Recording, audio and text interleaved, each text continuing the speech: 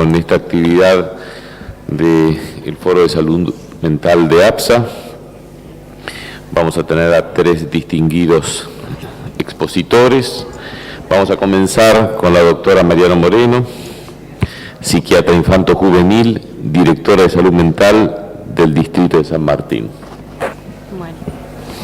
Bueno, buenas noches a todos, muchas gracias por estar acá y muchas gracias por invitarme y por invitarnos a los psiquiatras infanto-juveniles a participar de este foro del Observatorio de Salud Mental de APSA.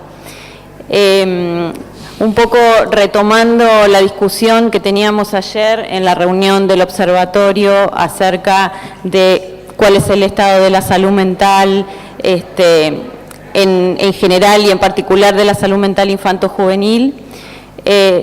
Creo que primero que nada tenemos que considerar, digamos, cuál sería el marco teórico en el que nos movemos y cuál es el marco legal. Dentro del marco teórico, tener en cuenta que los psiquiatras infanto-juveniles o los profesionales de la salud mental que trabajamos con niños y adolescentes, siempre vamos a estar dentro de un encuadre de pensar a esos seres que están en desarrollo y en constante evolución, con lo cual, digamos, todo lo que nosotros vayamos evaluando muy probablemente vaya cambiando a medida que el niño y el adolescente se van desarrollando. Y por otro lado, son seres que están dependiendo de otros, de los adultos, y que eso hace que nosotros tengamos que ampliar nuestra mirada, nuestra perspectiva, porque tenemos que trabajar con los papás, tenemos que trabajar con los maestros, tenemos que trabajar con otros cuidadores, porque muchos de los niños, sobre todo los que trabajamos en el ámbito público, sabemos que los niños con los que nos encontramos muchas veces no tienen a ese referente familiar, ¿no? Y tenemos que recurrir a otros cuidadores.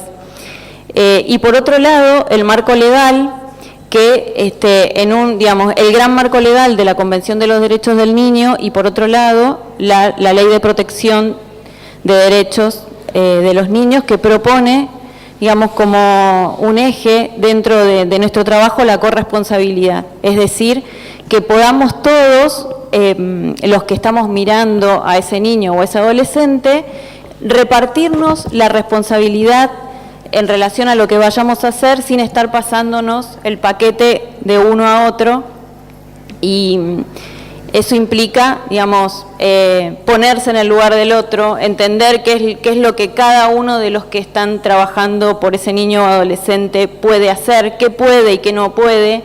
Y eso implica mucho trabajo en equipo, mucho entender la interdisciplina, entender la intersectorialidad, y es una construcción cotidiana, ¿no?, que nos da mucho trabajo. Nosotros partimos de la base de que cerca de la mitad de los trastornos mentales se manifiestan antes de los 14 años. Eso da que somos importantes en la vida de los niños y los adolescentes, los que nos dedicamos a pensar y a trabajar en su salud. Se calcula que aproximadamente el 20% de los niños y adolescentes del mundo tienen trastornos o problemas mentales, y en todas las culturas se observan tipos de trastornos similares, y nosotros no salimos de eso, o sea, nosotros también estamos dentro de ese porcentaje. A eso sumémosle que cada vez los contextos en los que trabajamos y en los que se desarrollan estos niños tienen cada vez mayor vulnerabilidad y mayor complejidad, una complejidad que también nos obliga a responder de una manera compleja, porque la complejidad justamente requiere eso, una respuesta compleja que implica todo esto que yo decía antes, de tener la capacidad de trabajar interdisciplinariamente, intersectorialmente. Y por otro lado, hay una, digamos, no diría exactamente falta de recursos, sino también pensar cómo se aprovecha el recurso. Yo trabajo en el municipio de San Martín. El municipio de San Martín pertenece a la región sanitaria Quinta. La provincia de Buenos Aires está dividida en 12 regiones sanitarias, y si uno ve el mapa de recursos, en realidad lo que puede ver es que en la mayoría de las regiones sanitarias de la provincia de Buenos Aires hay algún psiquiatra infantil. Si nosotros pensamos, para digamos, para pensar algunos problemas puntuales. Aproximadamente la población adolescente de la Argentina es de 7 millones. De esos 7 millones, el 37,4% de esos adolescentes viven en la provincia de Buenos Aires. Eso, digamos, habla de que tenemos que pensar cómo entonces optimizamos los recursos o cómo aumentamos los recursos que además de alguna manera están mal pagos. Ustedes saben que estamos en crisis con el sistema de residencias, que no se cubren los cargos, pero de todas maneras yo pensaba, mirando el mapa de los recursos, si todo se lo tenemos que pedir al Estado, ¿no? Cuando nosotros, los que trabajamos en el ámbito público, también somos el Estado, si nosotros también nos hacemos la pregunta de cómo respondemos y de cómo conformamos los equipos para dar una respuesta. La región sanitaria quinta tiene una gran concentración de recursos. Concretamente en San Martín, que es el municipio donde yo trabajo, en el territorio de San Martín tenemos un hospital interzonal, un hospital provincial, un hospital municipal, un centro de salud mental municipal, centros de atención primaria, los cuales todos tienen equipo psicosocial, y sin embargo, tal vez, y seguramente tiene mucho que ver la complejidad de la demanda, no damos abasto, pero vamos tratando de construir alguna respuesta, armando redes, armando mesas intersectoriales, armando redes informales también para poder ir pensando cómo dejamos de estar en una situación de dejar a los pacientes boyando. Pero hay algo que nosotros venimos luchando desde hace mucho tiempo. Ahora, en el año que viene se van a cumplir 10 años que con una mesa intersectorial que se creó en el año 2009 presentamos un documento solicitando a las autoridades de la provincia un dispositivo que atendiera las urgencias infantojuveniles. En ese momento, cuando presentamos el documento, nos prometieron la creación de ese dispositivo en el Hospital Interzonal Eva Perón de San Martín, y bueno, eso todavía no llega, ya les digo, se van a cumplir 10 años, y la verdad que eso es un déficit. No tenemos cómo resolver las urgencias, es decir, las terminamos resolviendo, pero con un costo muy alto. Ayer hablábamos en la reunión del observatorio del cuidado de los profesionales a lo que quedan expuestos, ¿no? Y la verdad es que nosotros también quedamos expuestos frente a esta imposibilidad de dar una respuesta adecuada, ¿no? Y bueno, igual seguimos luchando, las mesas intersectoriales se siguen reuniendo a pesar de que son pocas las cosas que se consiguen. Y esa mesa intersectorial que les cuento que presentó ese documento, entre tantas cosas, planteaba la necesidad de recurso bien formado para la atención de la población infantojuvenil. Y lo que consiguió esa mesa, que no es poco, es que se creara justamente la residencia de psiquiatría infantil en el Hospital Eva Perón de San Martín. Quiero decir que la constitución de esas mesas pueden empujar y pueden conseguir cosas, aunque ahora todavía nos falta constituir la solución para la respuesta de las urgencias, ¿no? Y el otro tema importante, cuando hablo de las urgencias y pongo el énfasis ahí, es porque seguramente ustedes sabrán, en la provincia de Buenos Aires mueren más adolescentes por causas externas que por causas no externas, ¿no? Eso ya nos habla de que seguramente hay situaciones de crisis que van en aumento. Y lo otro es que, de acuerdo a un relevamiento del Ministerio de Salud, Ustedes saben que el suicidio es la segunda causa de muerte entre los jóvenes entre 15 y 24 años, que también el suicidio forma parte de las muertes por causas externas. Y en ese grupo de causas por muertes externas, también por un relevamiento del Ministerio de Salud de la provincia, lo que se sabe es que esas causas externas están altamente relacionadas con situaciones de violencia y con consumo de sustancias, que también es un tema que nos pone la urgencia todo el tiempo, ¿no? Este es un tema. ¿Cuánto me queda? Causas externas es, por ejemplo, el homicidio, los accidentes, cualquier tipo de enfermedad, enfermedades orgánicas. Ese es un tema grande a resolver, que es el tema de las urgencias. El otro tema grande es la posibilidad del abordaje de los trastornos graves en la infancia, todo lo que tenga que ver con los trastornos del espectro autista y los trastornos psicóticos. Hay muchos dispositivos que pueden, digamos, hacer diagnóstico y de hecho hay equipos que son muy buenos haciendo esto, pero no contamos con equipos, con dispositivos que puedan resolver el tratamiento. Y esto también, digamos, en esto también estamos en déficit, en esto no podemos responder, y seguramente que hará falta decisiones políticas, pero creo también que nosotros necesitamos seguir poniendo en funcionamiento nuestra creatividad para aprovechar lo mejor que se pueda los recursos que tenemos. ¿5? Ah, ya termino. Y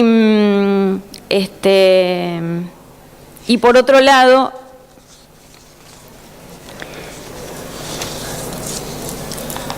no me quiero olvidar del tema de las residencias. Quiero insistir con eso porque la verdad es que necesitamos que ese recurso también sea cuidado, necesitamos que nuestros profesionales en general sean cuidados para que puedan lidiar con estas complejidades que se nos presentan, ¿no? Los niños y los adolescentes son la población que más consulta el sistema de salud y que se encuentra en situaciones de mayor vulneración.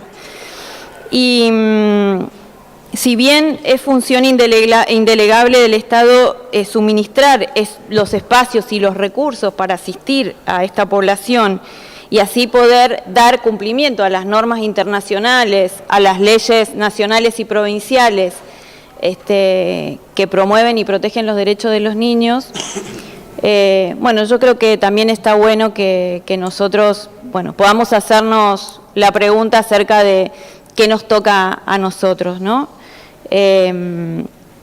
Decía, así termino, la antropóloga Liliana Sinisi en un artículo sobre teorías contemporáneas en antropología, que no hay que olvidar que la realidad no es tan solo una ficción como creen los posmodernos y que es necesario conocerla para poder modificarla o transformarla, ¿no? Entonces, yo creo que esto necesitamos tener un buen conocimiento de lo que pasa, buen conocimiento de los recursos, saber qué es lo que puede hacer el otro y qué no. Esto es algo que nosotros ejercitamos todo el tiempo, porque si no, ponemos como una expectativa en lo que el otro nos puede dar, que tal vez no sea, y entonces lo juzgamos en relación a eso, y eso entorpece lo que podemos hacer, en mi caso, en los niños y adolescentes.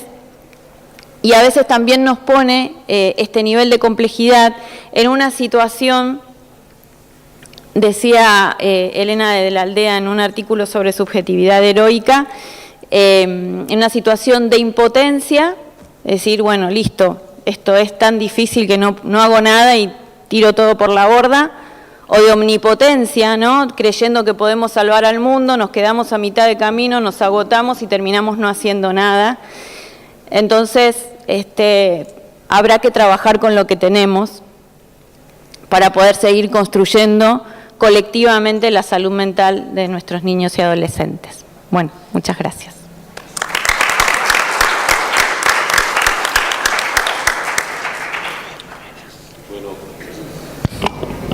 Ahora va a estar con nosotros el doctor José Martínez Ferretti. Está bien, ¿no? Alias Pepe. Alias Pepe, yo le iba a decir Pepe, pero si no se me iba a enojar. Bueno, jefe de servicio de terapia a corto plazo del Borda, Sala de Mujeres, y médico forense de la Corte Suprema de Justicia. Bueno, cuando armamos o empezamos a pensar de qué íbamos a hablar en el foro este año, el año pasado, allá por diciembre, la inquietud que había quedado que yo trabajara era la reglamentación nueva de la Ley de Salud Mental que se venía, que estaba ahí anunciada como que ya estaba cerca. Entonces dije, bueno, yo encaro el tema ese. Todos conocemos el final de esa historia. Más allá de distintas consideraciones, bueno, fracasó y quedó en claro cuando el ministro asume y dice, no, bueno, es un borrador, trabajaremos una nueva situación. A mí se me ocurrió, digo, ¿por qué no marcar 3 o 4, 5, 6 puntitos que no tendríamos que volver a redactar de la manera que se redactó esa reglamentación, y algunas cosas que creo que tienen que ser eje central nuestro. En primera instancia, respecto a la Ley de Salud Mental, creo que hay algo que ayer lo hablaba con una colega que dijo que venía, pero no la veo, del Hospital Álvarez, Clara Can, que la deben conocer, que decía, bueno, no llamemos más nueva Ley de Salud Mental, ¿no?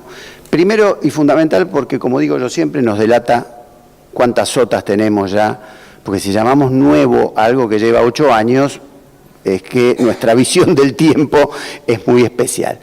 Pero segundo, tengamos en cuenta que ya hay generaciones de psiquiatras, por supuesto de psicólogos también, pero de psiquiatras, que se formaron enteros ya con la nueva Ley de Salud Mental. O sea que para ellos no es nueva, es la que existió siempre.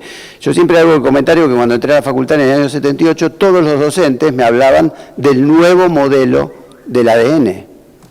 ¿Y cuál era el nuevo modelo? El que yo había estudiado en el ingreso, en el colegio, era el de Watson y Crick, lo que pasa es que lo habían descubierto en el 73, creo, o lo habían planteado en el 73, con lo cual para todos los docentes era algo nuevo. Bueno, acá saquémonos eso porque ya hay generaciones de psiquiatras que están formados con ella. Y como mención también, así histórica primera, yo creo, o por lo menos yo percibía en el hospital, en gran medida por las gestiones que sabemos que estuvo haciendo la Dirección de Salud Mental de la ciudad con el órgano de revisión, había una cierta paz en alguna medida con estos órganos, y había alguna paz con los abogados incluso, en donde yo lo que notaba, al menos en el servicio, que los abogados se habían vuelto parte, los abogados del artículo 22, se habían vuelto parte del equipo, digamos, porque por ejemplo ciertos trámites como gestionar algo ante juzgado, el defensor me decía, no, yo lo gestiono, yo soy el defensor, y me evitaba hacer la nota a mí, más allá de toda la nota que sabemos que tenemos que hacer. Esto cambió un poquitito, y a fines de año ya tuvimos algunos remesones, hubo algunas apariciones del órgano de revisión como con nuevos bríos, y me han comentado algunos como que han visto, digamos, como que han aparecido algunos nuevamente con los bríos de la lucha contra los represores de los hospitales especializados. Bueno, esperemos que se vuelvan a quietar las aguas y podamos ir mejorando el trabajo. Yo voy a mencionar, hay dos cosas que evidentemente son intolerables a partir de la ley y en la ley que creo que son inclaudicables en la lucha de los psiquiatras con respecto a esto. Uno es el tema del cierre de los monovalentes, sean públicos o privados. Es decir, es algo que creo que tenemos que trazar una raya y pelear desde las instancias que podamos, no por una cuestión de defender nuestro nicho de poder o nuestra quintita, sino porque realmente creemos, al menos lo creo, que un efector especializado es necesario en una ciudad, al menos como la Ciudad de Buenos Aires, y es necesario, ya sea dentro como un servicio dentro de un hospital general o como hospitales satélites como tienen algunas ciudades de la provincia de Buenos Aires que tienen el servicio de salud mental o el servicio de psicopatología en la vereda enfrente, en una casita o en un lugar construido con condiciones que no los hace estar en medio de la situación del hospital general. Es decir, nadie se le ocurriría que un cirujano aceptara operar fuera de un quirófano. No se nos ocurriría. Nadie se le ocurriría que un terapista intensivo tenga la terapia intensiva con unas camas desvencijadas, que los monitores no anden y cosas por el estilo. ¿Por qué aceptamos atender a los pacientes en cualquier lado? Que las entrevistas se deban hacer en los pasillos, que las consultas en hospitales generales el paciente deba hacerla acostado. ¿Por qué el paciente acostado, pijama? Bueno, esto lo hemos hablado muchísimas veces. Esto, la construcción del espacio en salud mental tiene lógicas terapéuticas sanitarias. No es un capricho de tener nuestra quintita o a lo loco todos juntos, como tal vez sí puede haber sido cuando se crearon los hospitales. Hay una lógica de espacio para un paciente en situación de internación por las características propias. Vuelvo a decir, nadie se le ocurriría poner la sala de neonatología adentro del servicio de infecciosas. ¿Por qué? Porque tiene una lógica sanitaria. La salud mental tiene una lógica, o la psiquiatría, o la internación de enfermos mentales tiene una lógica que requiere un edificio con esa lógica. Entonces, es decir, no tenemos que permitir inventos. He hablado de este tema en muchos y en otros foros del observatorio, por eso no me voy a extender. El otro elemento que creo que también tenemos que seguir peleando es el resultante de una resolución del órgano de revisión que sigue vigente y que confunde mucho a los médicos, incluso de hospitales generales, que atienden las causas clínicas de nuestros pacientes, es el tema de que toda muerte producida dentro de un establecimiento de salud mental o por razón de una enfermedad mental internado, porque ojo que sé que ha habido situaciones similares en hospitales generales de pacientes que estaban internados por salud mental, el hecho de que sean consideradas muertes de causa dudosa de criminalidad.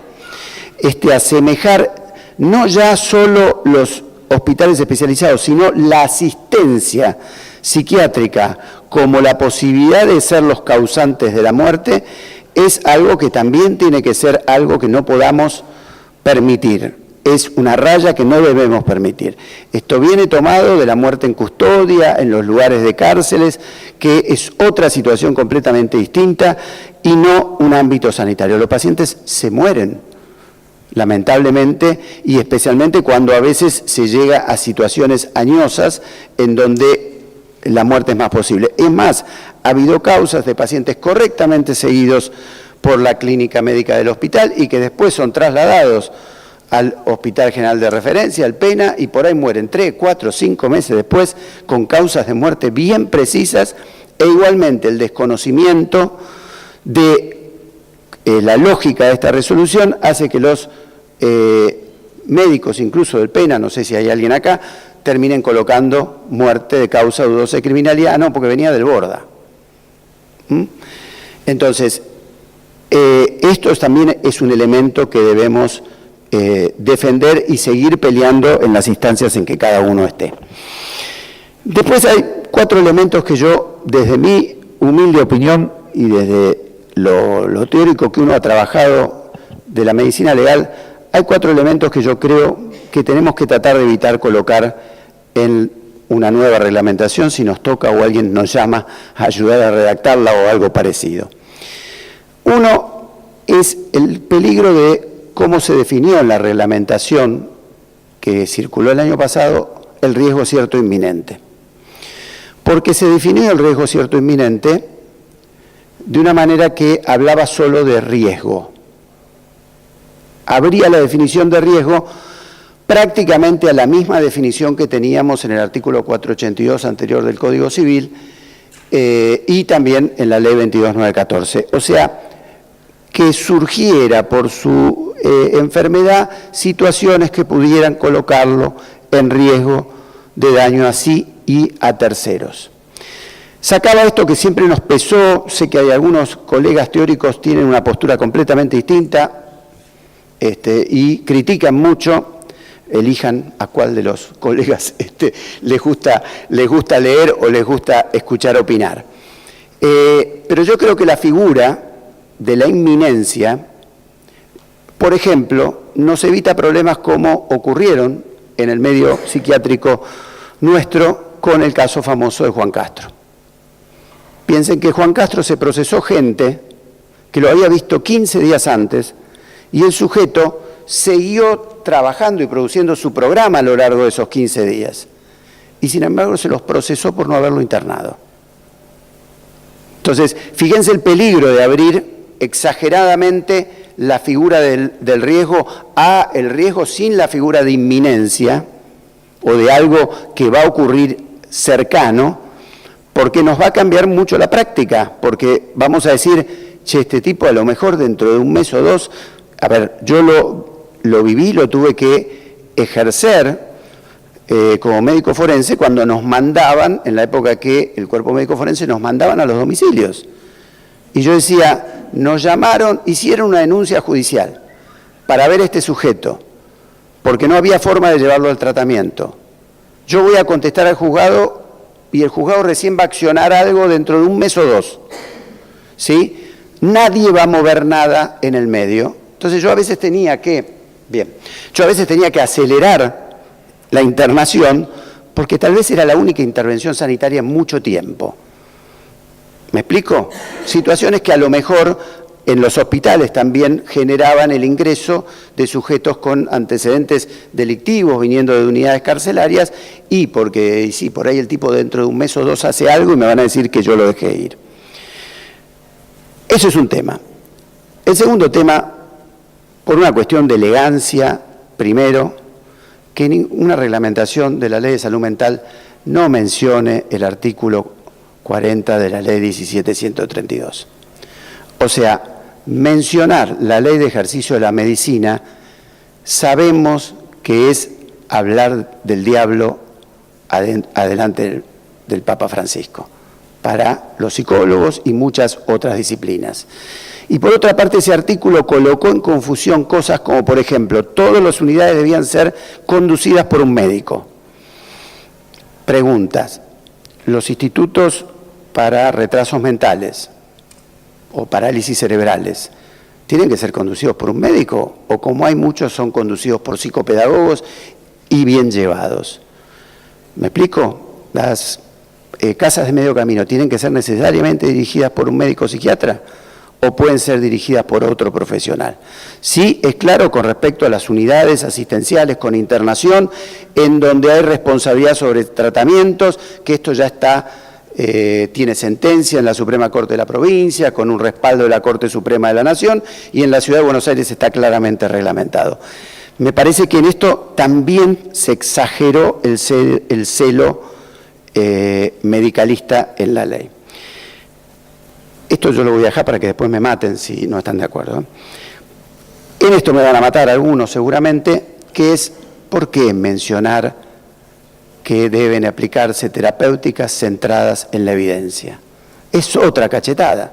Yo soy psicoanalista, discúlpenme los que creen que en nuestra vida vamos a encontrar la respuesta a todo en lo biológico, porque en nuestra vida no la vamos a alcanzar, más allá de que Freud decía que en algún momento se encontrarán las moléculas. Entonces, la evidencia, yo me pregunto, cuando la escucho hablar a Andrea López Mato sobre la depresión ahora, que prácticamente nos dice que es una enfermedad sistémica, una enfermedad casi infecciosa. Esa es la evidencia de hoy. Pero la evidencia de hace unos años era el mecanismo serotoninérgico. Y los que somos un poco más viejos nos acordamos de la evidencia de los 80 en que era noradrenérgico el mecanismo. El método científico tiene evidencias que también se mueven. No creamos que accede a la verdad. Accede a una serie de resultados que nos dan una evidencia actual, pero no definitiva. Y en eso aprovecho para recordar a nuestro querido amigo fallecido el sábado pasado, Vicente Donoli, que él criticaba mucho esto en su último libro de la esquizofrenia única, y él decía: la psiquiatría no debe ser basada en la evidencia, sino que debe ser basada en la experiencia, que es otra cosa. La última, y esta lo digo, lo podemos profundizar, pero lo digo con una postura también personal: no metamos al cuerpo médico forense. Las revisiones se planteaban en esta reglamentación que iban a ser efectuadas por el cuerpo médico forense. El cuerpo médico forense es un cuerpo dedicado a lo pericial en la justicia y especialmente para el fuero penal. Y muchas veces, si bien ha habido una época o hubo una época en donde el cuerpo médico forense estuvo representado por muchos psiquiatras que veníamos de los hospitales, hay épocas en donde esto no ocurre. Y el criterio de controlar una internación, yo insisto, creo que deben llevarlo psiquiatras que estén profundamente insertos en el ámbito asistencial. No metamos a la justicia, sino que creemos los órganos de revisión, los órganos de los grupos de peritos a partir de la Dirección de Salud Mental o a partir de las direcciones que sean necesarias, y no al organismo pericial de la justicia. Para terminar, más allá de esos 4 elementos, yo creo que hay temas que también tenemos que seguir discutiendo, pero discutiendo civilizadamente. Uno es la internación involuntaria por necesidad de tratamiento. Tenemos que hacer algo con esos pacientes que duermen en la calle o que no se internan porque no les vemos el riesgo cierto inminente, pero sabemos que su enfermedad lo va a llevar al defecto o al deterioro, o sabemos que no va a consumir ahora, pero va a consumir dentro de unos días y va a generar, digamos, una debacle de su evolución. Hay que buscar alguna fórmula para que se produzcan esas necesidades, tal vez no decididas puramente por el equipo de salud mental, ni por el psiquiatra, ni por el psicólogo, no, a lo mejor decidida por un juez, porque no es inminente, entonces se puede decidir con todo el peso y con toda la posibilidad de que se presenten pruebas antagónicas si la persona considera que debe ser opinado de otra manera. Pero tenemos que buscar, porque ahí se está produciendo lo que vivimos desde el cuerpo médico forense, que es la criminalización de la internación. Es permanente la cantidad de psicóticos conocidos que vemos que son internados por una resistencia a la autoridad, porque no le dan bola al policía, entonces empiezan a trenzarse, se pelean y el policía lo mete preso, porque roban un celular o porque tocan a alguien mal y terminan presos, porque hacen delitos sonsos dentro de su situación de estar viviendo en la calle y desprotegidos y con su patología, y terminan pasando por el sistema, entrando por el sistema penal, que yo creo que es criminalizar la vía de ingreso asistencial. Tenemos que discutir serenamente también la interdisciplina en la internación. Es decir, yo creo que la fórmula es horripilante, la fórmula que dejó la ley, esto de psiquiatra o psicólogo, tanto para un lado como para el otro, esto me lo deben haber oído, porque tanto puede generar lo que los psiquiatras nos tiramos de los pelos, que es, que un terapista ocupacional o un trabajador social interne con un psicólogo, pero del otro lado puede producir que el psiquiatra interne con el enfermero, ¿sí? O el psiquiatra interne con el médico clínico, porque como tipifica médico-psiquiatra, el médico clínico es otra disciplina, no es la misma disciplina, cosa que se tirarían de los pelos del otro lado. Yo creo que a esta altura del renuncio que ha tenido la formación psiquiátrica en las últimas décadas, con algunas excepciones de algunos cursos, como el de APSA o el que tenemos nosotros en el hospital, que no ha abandonado una formación abierta, hay cursos de especialistas que han sacado materias como psicoanálisis, no lo dan, no, ¿para qué? El psiquiatra no necesita saber eso. Es decir, han vuelto un psiquiatra, como dije yo también hoy, el tirador de 2 revólveres, con uno saca en una mano, saca el DSM y en la otra saca la psicofarmacología, eso lo dijiste vos la otra vez, ¿no? Bueno, Entonces, no necesitamos un psicólogo al lado, un psicólogo, y ahí yo creo que también hay que debatir, señores psicólogos, ya estoy, señores psicólogos, pónganse los pantalones largos, son una disciplina asistencial, especialícense. Hagan como hacemos los médicos, que tenemos una especialidad reglamentada y que tenemos que acreditar. No que un psicólogo que se dedica a psicología educacional puede opinar igual que los psicólogos, por ejemplo, en nuestro hospital, que hace 30 años o 20 que están trabajando y que tienen una experiencia nutrida y que pueden decidir a veces mejor que el médico recién recibido o el psiquiatra de 1 o 2 años. Finalmente, el gran tema para discusión es la conducción de los equipos interdisciplinarios, que yo creo que deben ser, así como decía recién lo de los centros de retraso mental, según las incumbencias y según la tipicidad del efector que se está concursando. Nada más. Gracias.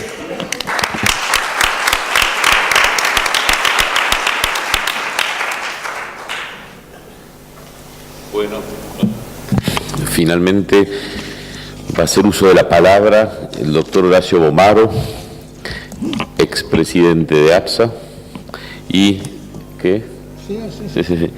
y el actual coordinador del Observatorio de Salud Mental.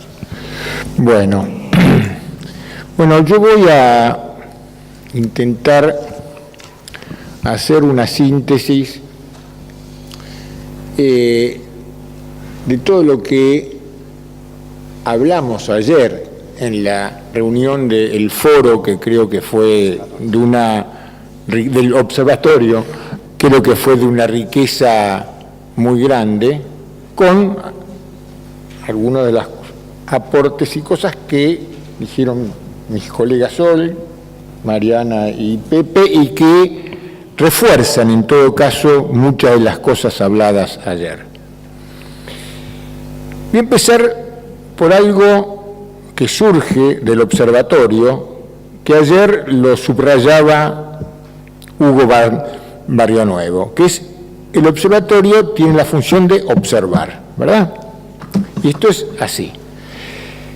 Si nosotros empezamos a observar a partir de lo escuchado ayer y de lo que hoy ha sido planteado, una primera cuestión que podemos decir es que el sistema de salud pública continúa en crisis. Esto sería una primera observación. Yo tengo una opinión que he dado reiteradas veces, que es: la democracia está en deuda con la salud. Si tomamos del 83 a hoy, la democracia está en deuda con la salud.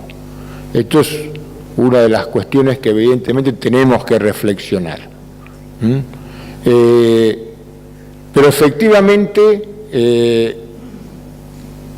una de las misiones del observatorio es observar para producir, y esa producción implica una producción de conocimiento, de síntesis de todo lo que colectivamente vamos construyendo para interpelar a las distintas instancias del Estado en el tema de salud. Independientemente del gobierno, porque con nuestro país es federal, no son las mismas fuerzas políticas que dirigen una provincia aquí o allá. Independientemente, y eso lo hemos hecho desde que se generó el observatorio en el año 2010. Acá muchos que hemos participado de esa gestación. Entonces, me parece que esto es una primera cuestión importante para nosotros poder definir como un objetivo del observatorio. Si planteamos en esta cuestión del observar, hay otro punto que me parece importante, que es, en general, en la salud, una de las, digamos, si ponemos las vías regias del conocimiento, de los saberes, de lo teórico, lo sanitario es indudablemente. El rigor sanitario es indudablemente en cualquier campo de la salud. Si hablamos con los pediatras, con los clínicos, en salud pública, ningún diplomado de salud pública negaría el rigor sanitario. Salud mental no es distinto. A ver si alguna vez nos entendemos, porque si no pareciera que no hay nada, es decir, se puede decir, se puede hablar, sí, decir y hablar lo podríamos hacer en cualquier ámbito de la salud, por decir y hablar, me parece perfecto, pero tiene que tener un rigor sanitario. Porque si no es difícil implementar políticas públicas. Entonces, esto me parece que es un punto importante a tener en cuenta. Aparece algo que tiene que ver con esto, que es una cuestión que tiene que ver con las condiciones de trabajo. Es decir, esto parece también como un denominador común. Y hay algo que me parece que es importante. No se puede cuidar a los pacientes si no se cuida a los trabajadores de la salud mental, en este caso en el ámbito de la salud pública, vale para todos los ámbitos. Yo que me crié en el Lanús de Valentín Barenblit, teníamos una cuestión cuando en la sala de internación pasaba algo. Cuando había situaciones con los pacientes, la pregunta que siempre era, ¿qué pasa con el equipo? Empecemos a olvidar qué pasa con el equipo. Entonces, esta es una primera cuestión que hay que tener en cuenta. Y en muchos casos las condiciones de trabajo no son las necesarias para poder efectivamente tener un cuidado hacia los pacientes. El otro aspecto tiene que ver con las condiciones de formación, y esto lo vinculo con las residencias. No se cubren los cargos. En la residencia pasan cosas, de repente lo que pasó en el Distrito 2, ¿no? Es decir, que se une el Esteves, el Evita, claro, una regionalización de la residencia, el 6, sí. Es decir, una es el distrito del Colegio Médico, la región 6. Es decir, entonces hay una dilución donde es alguien que queda ahí colgado. Pero simultáneamente con esto tenemos que preguntarnos por qué no se cubren todos los cargos de residencia. En la ciudad de Buenos Aires, el año pasado, el 50% de las residencias fueron pedidas para todas las especialidades médicas que actúan con aparatología. Hubo una baja de las residencias que tienen más en el centro de relación médico-paciente. Y esto tiene que ver con lo económico, indudablemente. Hay una base desde lo económico, porque efectivamente desde lo económico, por razones santas y no santas, todo lo que se trabaja con aparatología que tiene otra. Entonces, son cosas para pensar. Pero encima de eso, las residencias, en muchos casos, se desvirtúan como lugares de formación y pasan efectivamente a resolver lo que no se resuelve porque no están cubiertos todos los cargos de estructura o porque se van achicando los cargos de estructura. Entonces el residente, dicho en un idioma llano, pasa a ser la mano de obra y no es esa la función. Entonces me parece que condiciones de trabajo y condiciones de formación es una de las cuestiones que nosotros tenemos que tener en cuenta.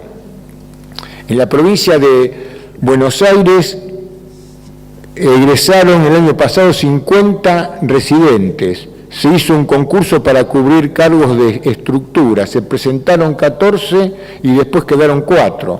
El resto, cargo de 36 horas. Inicio de pago, 18.000 pesos. Me parece que... Entonces, acá observamos Y de la observación va surgiendo datos concretos que creo que, me parece, nosotros tenemos que tener en cuenta. Es decir, ¿por qué digo esto? Porque ¿para qué observar? Para conocer y para transformar. Aquí, para conocer y para transformar. Yo que vengo que la realidad no es solo para conocerla, sino para transformarla. Entonces, efectivamente, esto es un tema. Y es cierto, los psiquiatras, todos los trabajadores y los profesionales tenemos que ser actores sociales, constituirnos en actores de esta transformación. No podemos ser solo receptores pasivos. A ver, como diría Tato Bores, ¿quién es el culpable? El otro. Entonces, creo que es un tema para reflexionar en esta cuestión de la observación. Ustedes fíjense, si seguimos en esto de la observación, vemos que efectivamente no hay una política pública en cuanto a la red intermedia, casas de medio camino, casas protegidas, etcétera, etcétera. No hay. Hay experiencias puntuales, sí, pero no hay una política pública. Entonces, yo incluiría los recursos, ¿no? Es decir, entonces acá tenemos que ver, algo pasa. Hay una cuestión, el tema de la internación. Yo creo que hay una cuestión que es, y hoy lo hablamos en otro, dentro del Congreso de APSA, pero en otra mesa, que es cierto, porque eso tenemos que hacernos cargo también, es cierto que en muchos casos los asilos se transformaron en manicomios, es cierto, que tiene que ver también con cuestiones vinculadas con la cultura social, la locura como sinónimo de peligrosidad y aislamiento, al loco, porque también tiene que ver con esto que el loco era parte de los sucios, feos y malos en una cultura que tienen que estar los lindos, buenos y limpios. Entonces, pero es cierto, pero no es esta la realidad hoy. No es esta la realidad hoy. Y yo creo que la realidad hoy no es esta, porque efectivamente hoy la internación pasa a ser un recurso terapéutico. No es a ver que esté ahí para que no moleste, no, es un recurso terapéutico, hoy, desde hace tiempo. Es un recurso, con todo lo que implica un recurso terapéutico, es un recurso terapéutico más. Y es la internación para la externación, es un recurso terapéutico más. Entonces, digo porque son cosas que me parecen muy importantes. Hoy el centro está en desarrollar las capacidades de los pacientes, está en trabajar con las partes más sanas de los pacientes.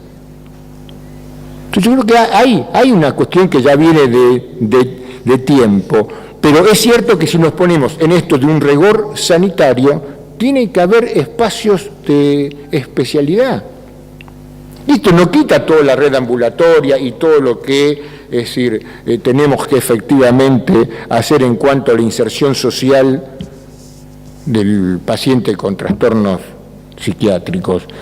Esto es así, pero es cierto también que mientras que el paciente clínico cuando deja la cama se va de alta, el paciente psiquiátrico tiene que estar en la cama solo para dormir, porque tiene que ser abordado en un sentido amplio desde el lenguaje oral y el lenguaje del cuerpo.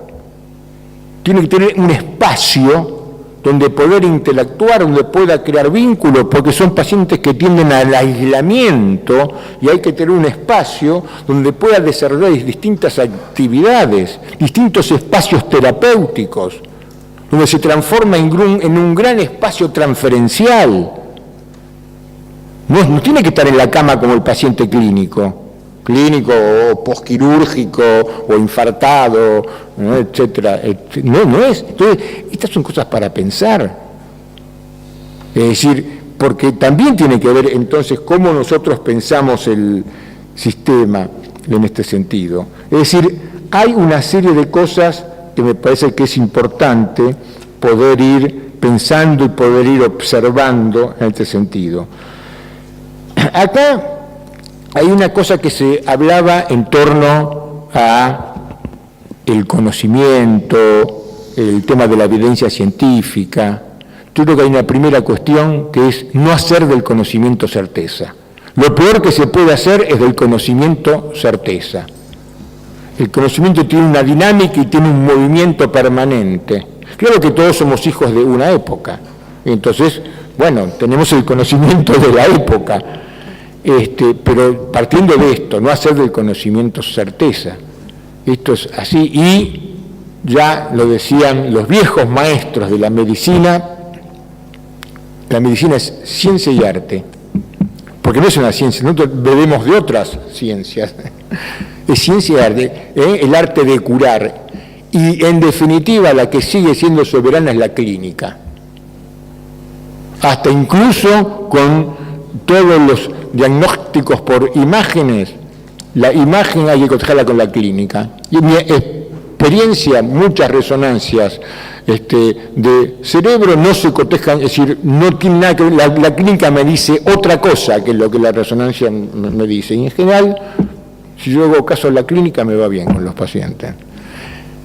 A veces me dicen lo mismo, no es que... Pero quiero decir, esto me parece un tema importante a tener en cuenta. ¿Cuáles son las propuestas que quiero acá poner y que estuvimos pensando en particular con Martínez Ferretti, pero que ayer quedó un poco esto picando? Vamos a hacer un foro en la página web de APSA. Es decir, en la página web de APSA va a haber un link para el observatorio. Este link va a tener una administración técnica que yo digo, si todos decimos que en esto va a ser el mismo nombre, Jorge Cooper. Yo hablé con Jorge Cooper porque creo que vamos a hablar acá con el presidente, pero un link. Y va a haber un administrador del foro que propongo que lo compartamos José María Ferretti y yo. Entonces, ¿cuál es la idea? Que esto sea un ámbito donde nosotros podemos seguir dialogando sobre esto y donde también se manifiesten las opiniones y se siga observando, es decir, porque si no es muy difícil trabajar. Entonces, esto creo que nos va a ayudar a mantenernos conectados permanentemente. Después vamos a armarlo bien con Cooper, pero Cooper de entrada me explicó todo, no voy a hacer acá, ¿viste? Cuando los programadores te explican todo, si lo hago acá, pero que es totalmente factible y que puede funcionar muy bien. Muy bien, entonces vamos a hacerlo, vamos a implementarlo porque me parece que ese es un punto importante a tener en cuenta. Y la segunda cuestión es la idea, pero entonces este foro nos va a ayudar a seguir hablándola, a seguir construyéndola, de hacer alguna actividad más hacia el fin de este año. Una cosa que puede ser que empecemos a armar como talleres temáticos, para ir construyendo opinión, para ir afianzando y sí, para ser más rigurosos en lo que nosotros queremos, porque esto también es importante tener un rigor en este sentido, ¿no? Es decir, hay cosas que son interesantes, ¿no? Como yo algo que ver con eso tengo, y acá está Hugo Barrio Nuevo y Salud, por ejemplo, todo el tema de la posibilidad de ampliar los derechos con el PMO, ¿no? Si hay cosas que son muy interesantes, donde a lo mejor puede resultar que los pacientes no tengan que recurrir al certificado de discapacidad para obtener determinados derechos.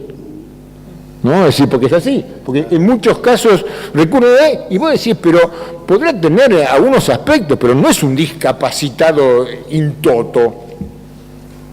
Te digo, porque son cosas muy importantes realmente. Entonces, me parece que estas dos cuestiones, que es lo de abrir el foro y lo de empezar a pensar en una actividad que sea como más dirigida, ¿no? Para poder seguir profundizando en esto, nos puede ayudar a seguir avanzando.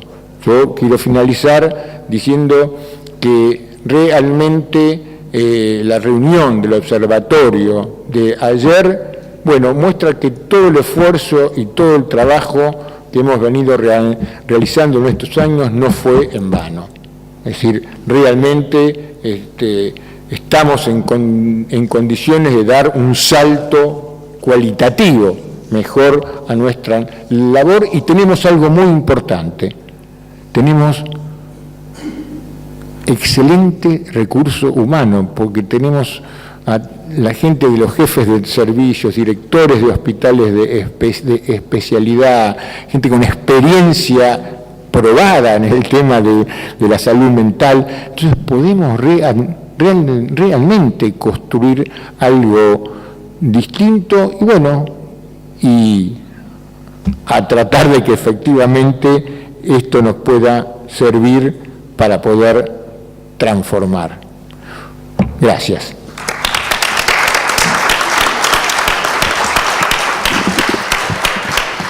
Bueno, creo que las ponencias han sido muy interesantes, muy estimulantes, realmente. Yo voy a hacer un par de preguntas y un par de comentarios, ¿no? Por un lado, en la primera exposición, a mí me impacta, hace tiempo que impacta esto de la posverdad, ¿no? Y esta tensión que se va produciendo entre el discurso simbólico sobre las cosas y los hechos y situaciones concretas. Y en qué momento uno puede hablar del cinismo y en qué momento, digamos, nos caemos en alguna otra conceptualización, ¿no? Con respecto a lo de Pepe, me parece que hay una... bueno, esto que planteas, que me parece que realmente es muy interesante, ¿no? Yo diría que hay algunas cosas que a mí siempre me resultaron llamativas. Uno, el riesgo cierto inminente me parece un poco un oxímoron, ¿no? Porque si riesgo es, o en todo caso una de las posibilidades es que sea tomado como un oxímoron, si riesgo es una posibilidad, ¿no? Que exista una posibilidad inminente es bastante posible, digamos. Por ejemplo, si uno fuma un cigarrillo tiene la posibilidad inminente de morirse de cáncer, ¿no? En cuanto a la posibilidad de, no en cuanto al hecho, ¿no? Digamos, me lo plantearía, sé que estoy extremando las cosas, pero creo que esta es de las cosas que a mí me plantea qué tanto las distintas cosas que indiscutiblemente creo que son discutibles, vale la pena discutirlas. ¿Por qué creo que vale la pena discutirlas? Y acá viene una cuestión que planteó Horacio, que a mí me parece que es muy importante. Hay cosas que están en el medio. En el medio me refiero en el socius, ¿no? Hace algunos meses, yo diría, nos venimos reuniendo con las distintas asociaciones psicoanalíticas, con algunas asociaciones de psiquiatras, con algunas titulares de distintas cátedras, con gente, digamos, de distintas disciplinas. Y lo que decidimos es plantearnos empezar a discutir sobre temas específicos, un poco en relación a esto de los talleres temáticos, ¿no? De hecho, en lo concreto, son como más o menos 20 o 25 instituciones que son las convocantes de esto, lo cual es bastante, ¿no? Lo que pedimos era que no sean instituciones de goma. Y hay una cosa que es llamativa, cuando uno encuentra gente que realmente trabaja, que tiene contacto con la clínica, las diferencias no son tan grandes. Sabemos que va a haber diferencias, sabemos que no todos pensamos igual, pero me parece que está bueno que no todos pensamos igual y que podamos llegar a las concordancias que tengamos y que queden bastante claras cuáles van a ser las disonancias. Que me parece que es parecido a esto de los talleres temáticos, ¿no? De hecho, hicimos uno en el Comahue, como decía hace un rato, en relación a las posibilidades o la temática de las internaciones para los adictos. Hicimos una el día de ayer con Juan Carlos Estañaro, Velada y Humberto Persano, y también pensando uno de los temas que creo que es para discutir, ¿no? Que es, bueno, qué tanto es un trastorno, qué tanto es la primera cuestión de la ley, ¿no? Qué tanto tenemos que hablar de padecimiento, de trastorno, de enfermedad y, digamos, con qué clasificación nos vamos a quedar y de qué forma. Digamos, la idea no es discutir la ley ni la reglamentación, sino empezar a discutir los temas que son discutibles, como para que por lo menos vayamos creando cierto consenso general.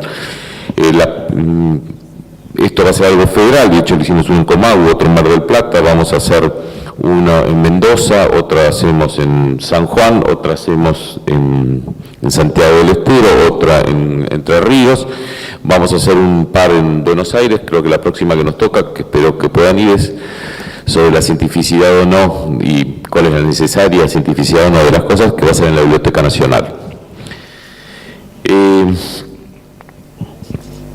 A mí me parece que nosotros venimos trabajando desde APSA en la formación. Hace muchos años que venimos trabajando en la formación, intentando mejorar la formación, intentando discutir ciertos modelos formativos que decididamente son catastróficos.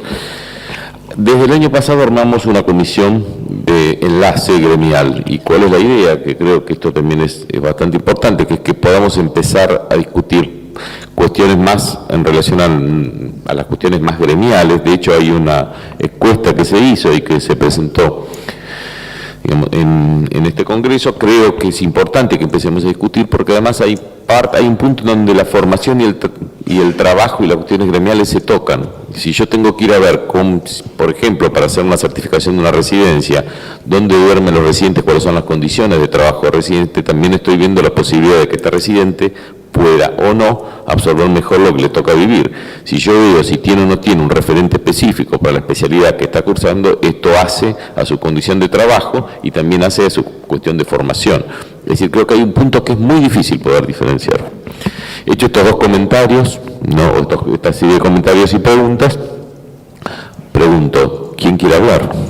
Yo quiero hacerte un comentario de por qué, si bien creo que es un tema a discutir y abierto, hay una palabrita que nos olvidamos con respecto al riesgo, cierto inminente en la redacción de la ley, que es la palabra que está antes, que es situación de riesgo cierto inminente. Digamos, en los conceptos de peligrosidad clásicos se diferenciaba el estado peligroso del sujeto peligroso. O sea, el estado peligroso es una circunstancia concreta y acotada, y el riesgo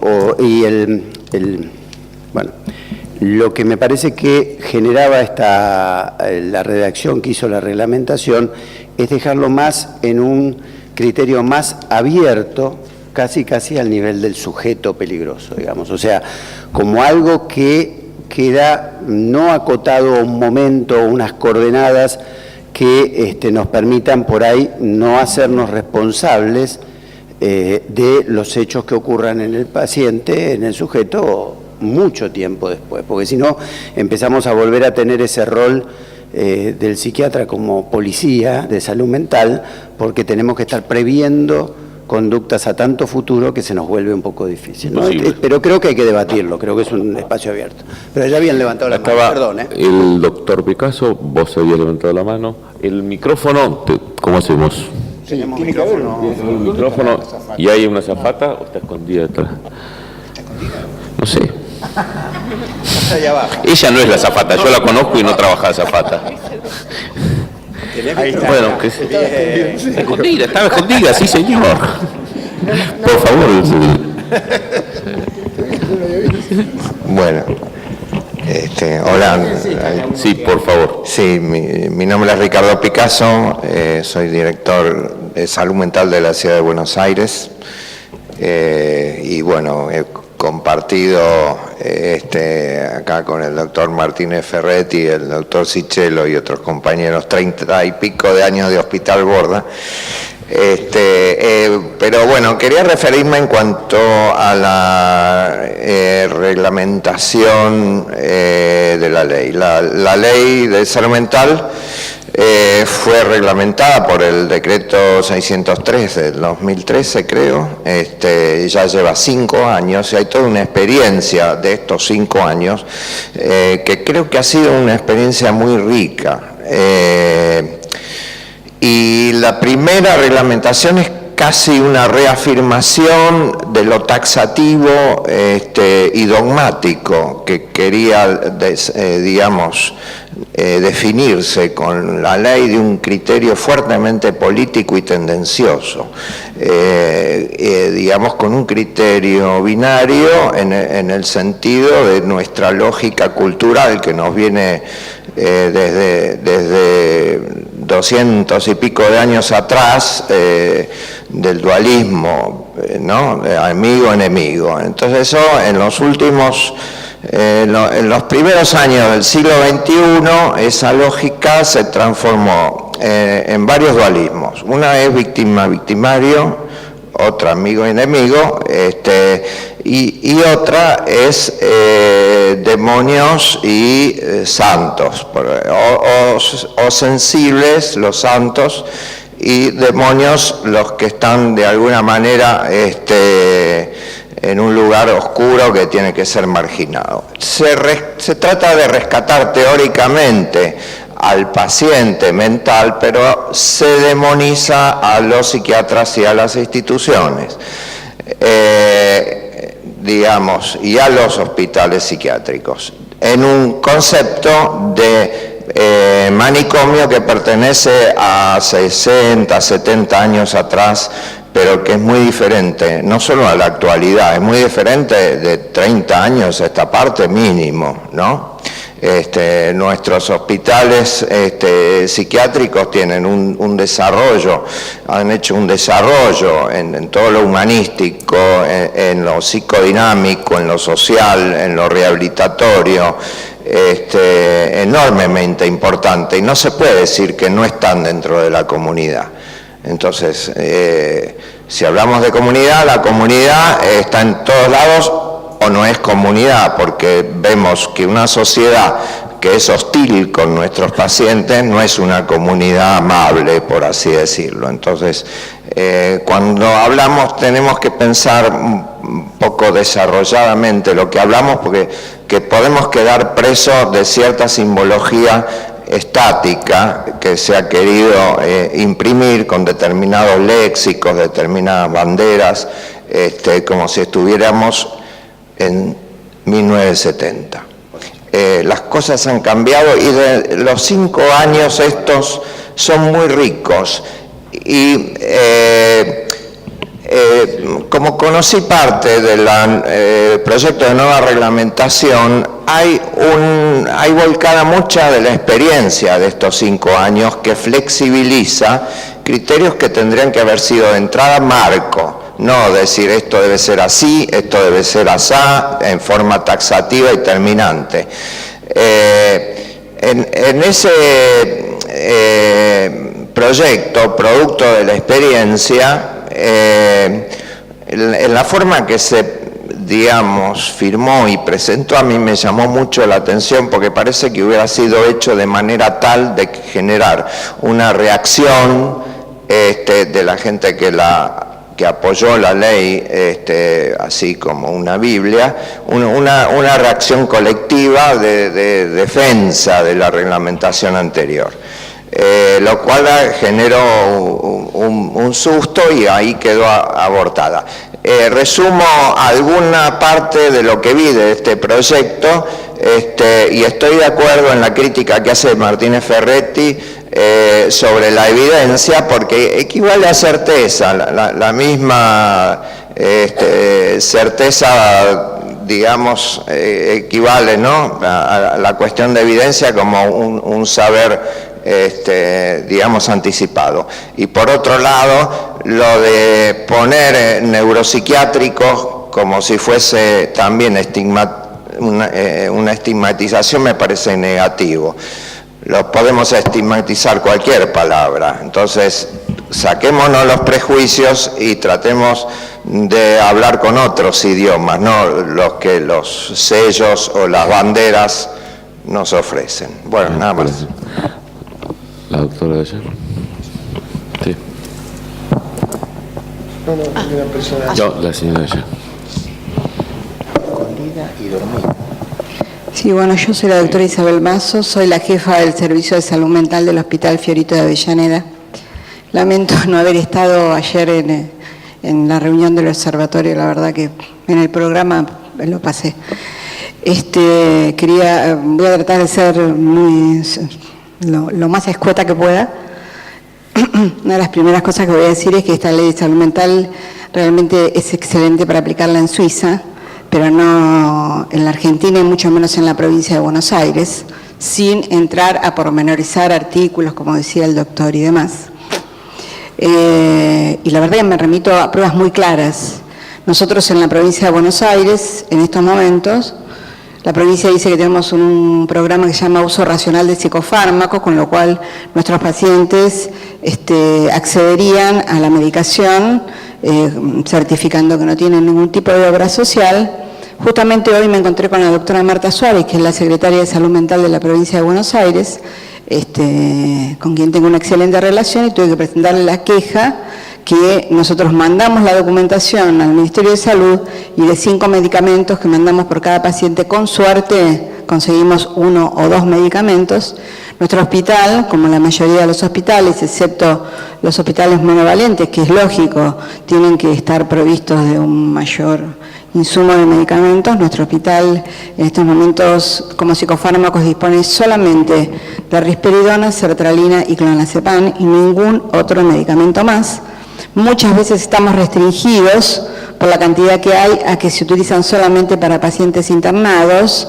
Tenemos la suerte, como decimos siempre, que el Hospital Esteves muchas veces nos facilita que mandemos nuestros pacientes y los provean de medicación, y el Ministerio de Desarrollo Social de la Nación, no desde ahora, desde hace años, entrega no solamente a nuestros pacientes, sino a muchos pacientes que llevan de diferentes lugares, por un monto estimado más o menos en los 4.500 pesos, certificando también que no tienen obra social y demás, les entregan medicamentos. Lo que quiero decir es que todos debemos saber que en la provincia de Buenos Aires la primera especialidad que está en crisis es la neonatología, la segunda especialidad que está entrando en crisis es terapia intensiva, y la tercera es la psiquiatría. Como bien decía la doctora y como bien decía el doctor, hoy la doctora Suárez me dijo la cantidad de residentes que egresaron, la convocatoria de esa cantidad de residentes a la que, digamos, concurrieron 17 ex residentes nada más, y de ellos 5 accedieron a tomar un cargo público en la provincia de Buenos Aires. Y sí es cierto que el sueldo de un ingresante de 36 horas, de las cuales 24 horas son de guardia, es de 19.000 pesos, y como ustedes saben, nosotros tenemos que descontar a eso la matrícula, que como corresponde pagamos a nuestro colegio, más una caja de previsión y seguro médico que es obligatoria. O sea que con suerte ese profesional que ingresa, trabaja 36 horas, de las cuales las 24 horas de guardia, todos sabrán lo que está pasando en los hospitales públicos, con suerte se lleva entre 14 y 15.000 pesos en el bolsillo. Motivo por el cual, como nosotros le decimos a las autoridades ministeriales, yo formo parte de la Comisión Permanente de Carrera Hospitalaria, en representación por un gremio médico que tenemos, y hemos tenido reuniones con las autoridades, con el ministro Scarsi, con el jefe de gabinete y demás. Le decimos que verdaderamente es inviable, no solamente en nuestra especialidad, sino en otras especialidades, que los profesionales ingresen a los hospitales públicos con estos sueldos. Y bueno, habría mucho más para hablar, pero yo voy a seguir viniendo a las reuniones y voy a ir denunciando lo que está pasando en la provincia de Buenos Aires. Gracias. Hugo Renuevo.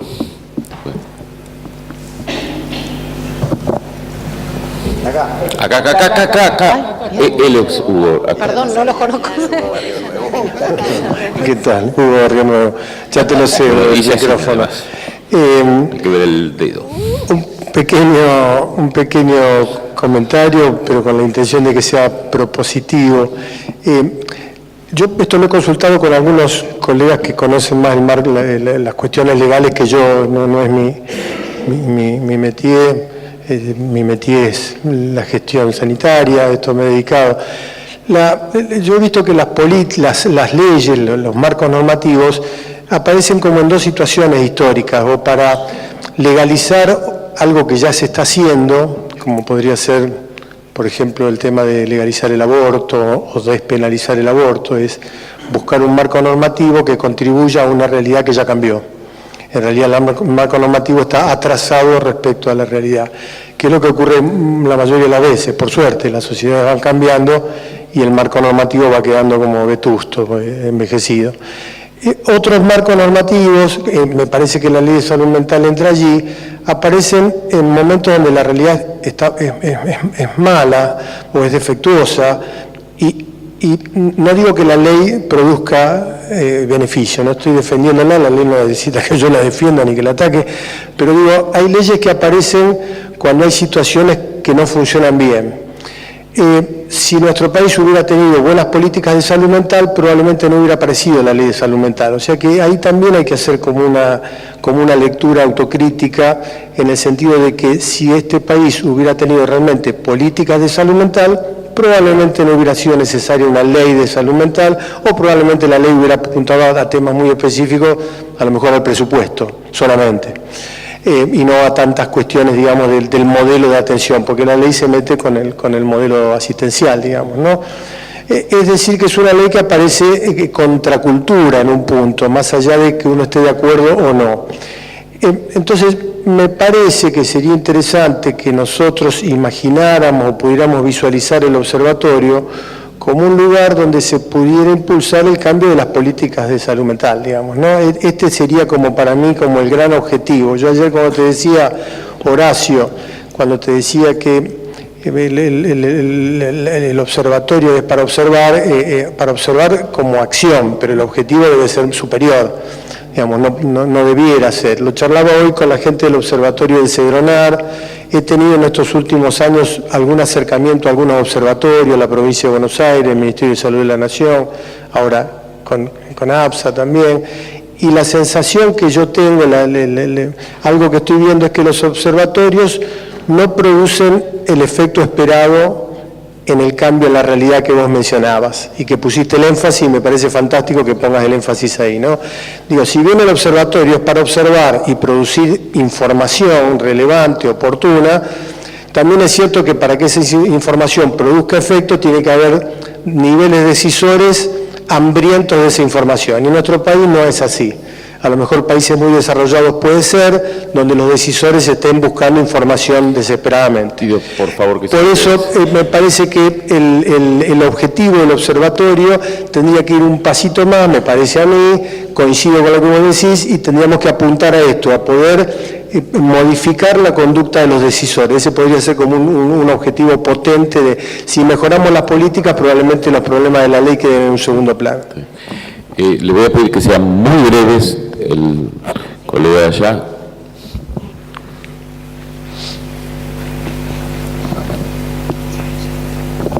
Muchas gracias. En principio, felicitaciones a la mesa. Yo no soy colega suyo, doctor, soy psicoanalista, pero soy psicólogo clínico y realmente me siento halagado de estar acá en este congreso, como vengo estando en APSA desde hace tiempo.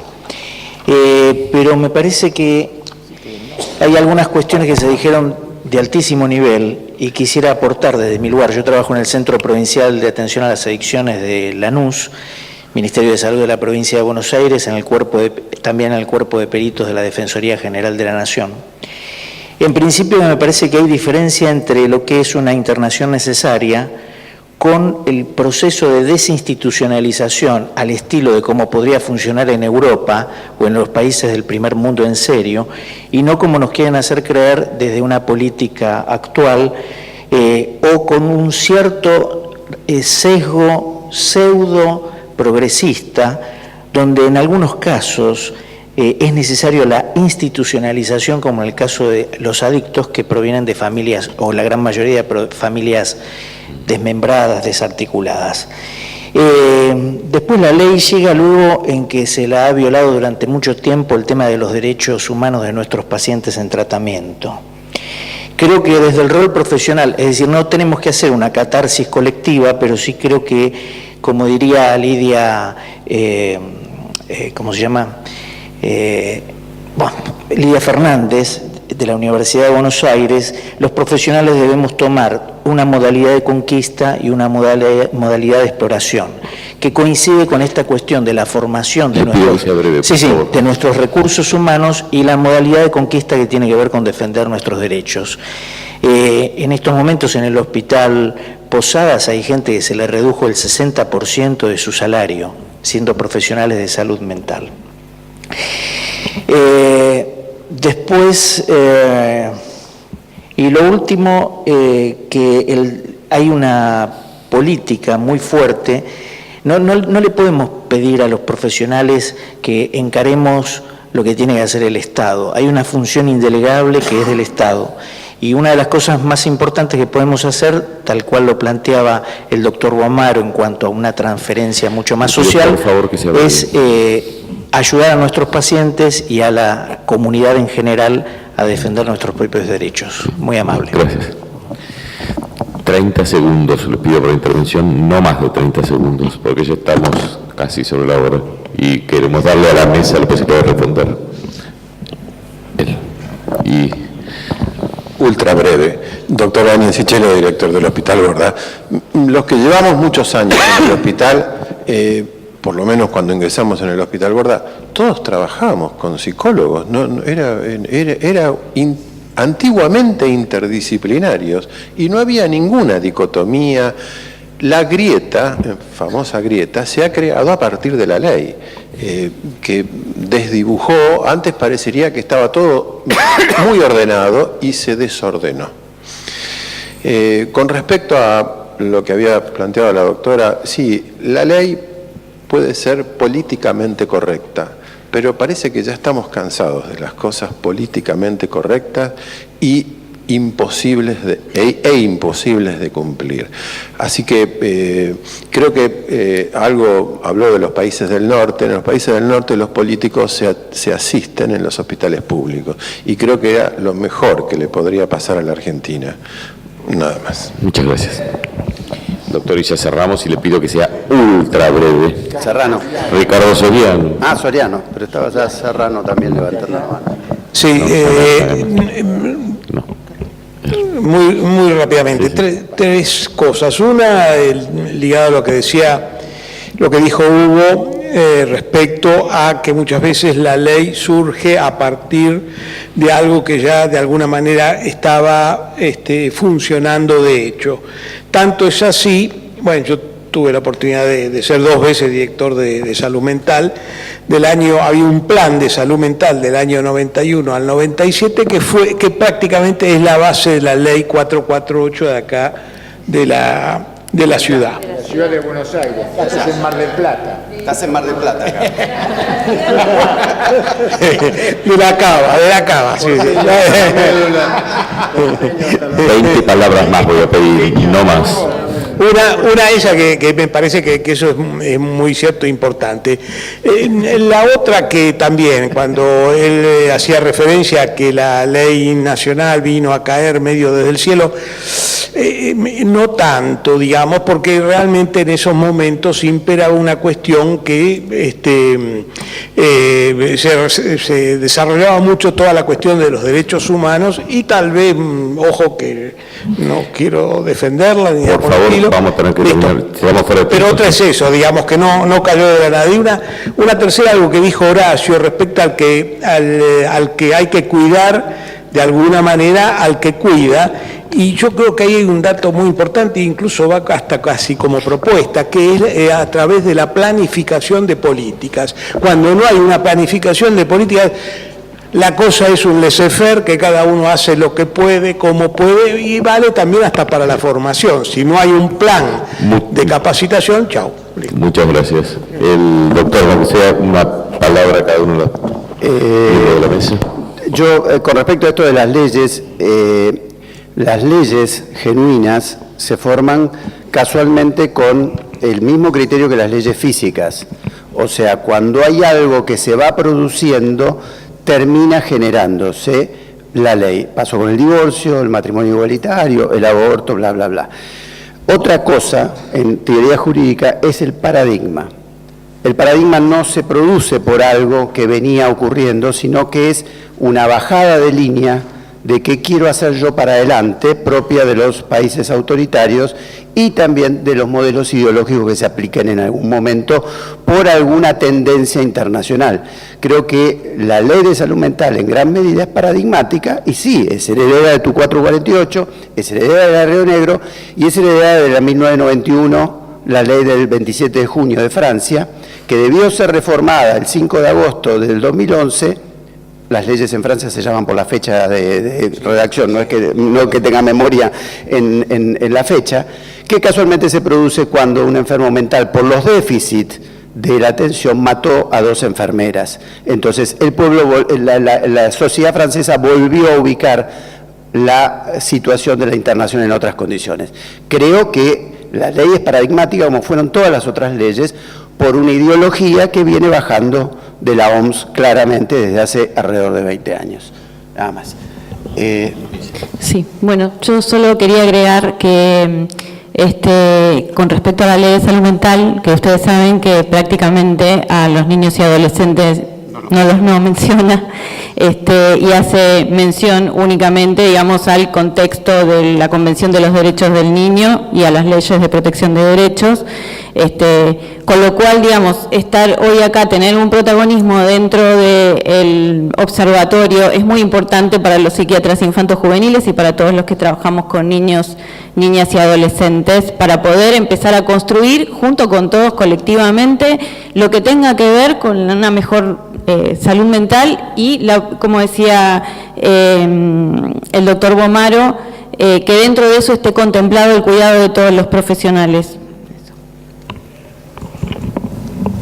Bueno, yo 2 cosas. Una es reafirmar el tema de observar para conocer y conocer para transformar. Esto es así y en esto creo que vamos a estar todos de acuerdo. La otra cuestión, a mí me parece que uno de los temas que sería interesante poner en juego es que en cada ámbito de trabajo nos preguntemos cómo queremos trabajar.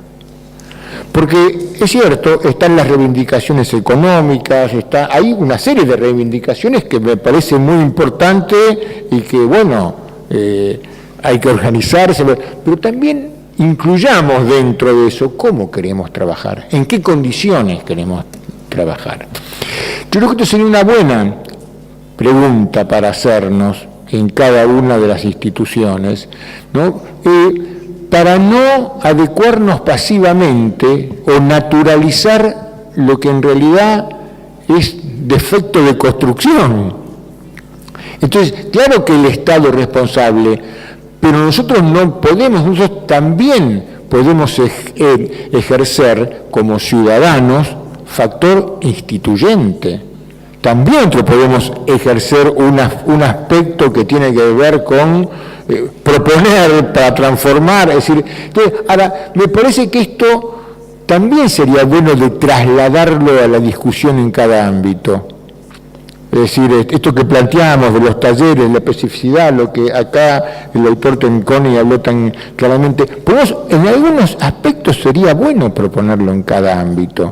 Y en muchos casos, ayer hablábamos con Gustavo Rodríguez, un lugar de 32 camas funcionan 12, ¿verdad? Bueno, uno podría decir, tuvimos que adecuarnos, como decía él, porque yo quiero poner en el centro la calidad de atención a los pacientes. Me parece muy bueno eso. Ahora, también teniendo en cuenta que eso no se naturalice y quedó ya instituido, que ya tenemos 12 camas. Entonces, ahí es donde tenemos que empezar a dar una vuelta de tuerca más. Porque si no damos una vuelta de tuerca más, también nos vamos adecuando y acomodando. Entonces, es decir, termino con esto. El observatorio no puede ser un ámbito que se quede en la queja, porque entonces no cumple con la función. Si nosotros decimos algo y después nos quedamos solamente en la queja, algo estamos haciendo mal. Entonces, creo que podemos seguir, ¿no?, para tratar de hacer algo distinto. Muchas gracias. Muchas gracias a todos. vamos a dejar hoy acá.